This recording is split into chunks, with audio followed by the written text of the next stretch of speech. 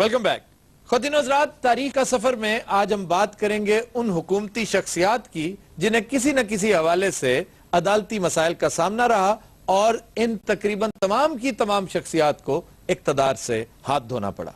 सबसे पहले हम तज़किरा करेंगे बर्लुस्कोनी का। ये इटली का वजीर आजम था। इसकी शोहरत एक बदनाम और करप्ट शख्स की थी। इटली के एक बहुत बड़े मीडिया ग्रुप का ये मालिक है। ये लगातार कई साल इटली का वजीर आजम रहा और इसने बड़े तुमतराक से हुकूमत की। इसके खिलाफ बीसियों केस थे, लेकिन हर केस को किसी न किसी तरह से ये दबाता चला गया, अपना असर इस्तेमाल करते हुए, अपने इक़्तिदार की वजह से। इसने सन 2006 में यह कहा कि 1994 से लेकर 2006 तक पूरे इटली के जजेस और लॉ ऑफिसर्स मुझे इक़्तिदार से महरूम करने की नाकाम कोशिश करते रहे हैं, लेकिन ये अपनी तमाम तर कोशिश और हथकंडों के बावजूद अवामी मैंडेट को पायमाल नहीं कर सके। इसने बड़ी महारत और चालाकी के साथ सेनेट से अपने लिए एक आर्जी सा इस्तिस्ना भी हासिल कर लिया। हत्ता के तमाम जजेस ने इस इस्तिस्ना के खिलाफ आवाज बुलंद की, स्ट्राइक कर दी और अल्टीमेटली अदालत ने इसे तलब किया। इसके इस्तिस्ना को खत्म कर दिया गया और ड्यूरिंग द प्रोसेस इसे इक़्तिदार से महरूम होना पड़ा। इसी तरह बरतानिया के एक वजीर को मुकदमे का सामना करना पड़ा कि उसने अदालत के सामने झूठ बोला है। और वो झूठ क्या था? 2 मरतबा ट्रैफिक वायलेशन पर उसका चालान हुआ और उसने दोनों मरतबा एफिडेविट दाखिल करवाया कि मेरी बीवी चला रही थी, मैं नहीं चला रहा था। तो वो बच गया। हो सकता सर मियां बीवी की लड़ाई हो गई होगी। वही कुछ हुआ ना। एंड में आकर रिसेंटली उनकी तलाक होगी और डिवोर्स लेते ही सबसे पहले बीवी ने जाकर बयान दिया कि ये गाड़ी मैं नहीं चला रही थी, यही चला रहा था। इसके मजबूर करने पर मैंने ये बयान दिया था और ये झूठ बोलता है। और इससे पहले कि उसके खिलाफ कार्रवाई होती, उसने इस्तीफा दे दिया, वो अपनी सीट से महरूम हो गया। सर भाभी भी बड़ी चलाक है। ये भाभी किधर से होगी? सारी भाभी हो गई जेड़ा साडे भरा नूं अंदर करवाता ने। तुम्हारा भाई किधर से हो गया? वो सारे बड़े भोले लोग ने बेचारे। ये तो फकीर दरवेशां दे दरबार ते जाके दुआ मंगदे ने। बाबा जी चौथा महीना तुहाडी भरजाई लड़ के गई है, उन्हें वापस आना चाहिए। वड्डा मुंडा स्कूले नहीं जाता, साइकिल चोरी हो गया, सवेरे पैर तो रेड़ा लंघे, रेड़े वाला कहंदा मैं 2 बजे दोपहर नूं फेर नगाउणा है। साडा यार अंदर हैगा जेल च, ओदी भी जमानत करौली, वेख लेना, साडी कंड ना लवा लेना। साडे नाल रफड़ पाउण दी, उस भी इत्थे फिरना टुरना, दरबार भी इत्थे रहना। वेख लेना वड्डिओ, मैं चलिया, मैनू फेर ना आना पवे। चलो दुआ मंग ली। हाँ जी बाबा। तू तो मेरे पल्ले रोटी खानी, तू काहदी मंगनी? चल आओ जी। यार ये क्या है हकीम साहब, आप बाबे के साथ भी लड़ते हैं? ये तो बाहर टोकना वाले ना लड़ता है।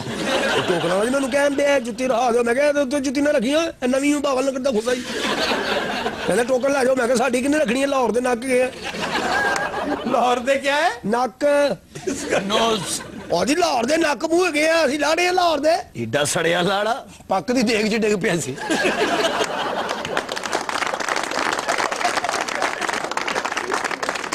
एक और मिसाल है सन 2008 की। ये थाई वजीर आजम सामक को इंडाइट किया गया सिर्फ इसलिए कि उसने आइन की खिलाफ वर्जी करते हुए, यानी वजीर आजम रहते हुए कहीं और काम किया।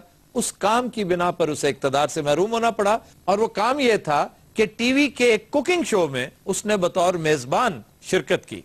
अदालत ने कहा जी आपने आइन की खिलाफ वर्जी की है, क्यों ना आपको फारिग कर दिया जाए। उसे भी मौजूल किया गया और उसके साथ साथ उसकी 25 रुकनी कैबिनेट को भी घर भेज दिया गया। सर सामक साहब हुण उत्थे की करदे ने? हुण उन्होंने पिछों वैगन पाड़ के ना ओदे च बिरयानी लाई है सर। अगर वो खाना पकाया है तो इसमें क्या बात बुरी है? मजूरे वाला एहो जे बंदे कसमा खा के ना खट्टे किन्नू भेज जांदे।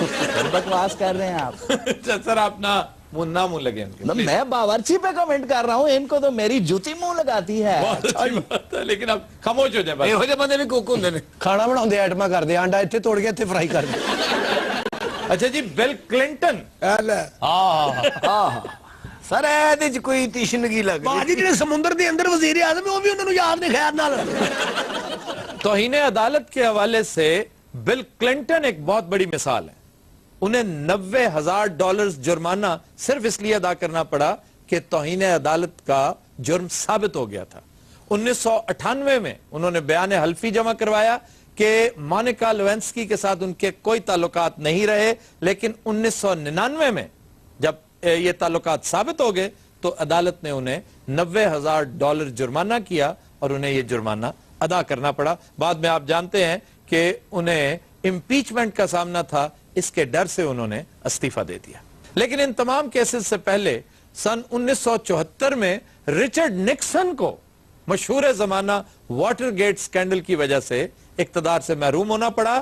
انہیں بھی امپیچمنٹ کا سامنا تھا, انہیں معلوم تھا کہ میں اس کیس سے نہیں بچ سکوں گا. اور الزام آپ جانتے ہیں واٹر گیٹ سکینڈل کیا تھا. یہ ایک بلڈنگ ہے دریا کے کنارے, ریور پوٹامک کے کنارے واشنگٹن ڈی سی میں, جس میں ڈیموکریٹک پارٹی کا دفتر تھا.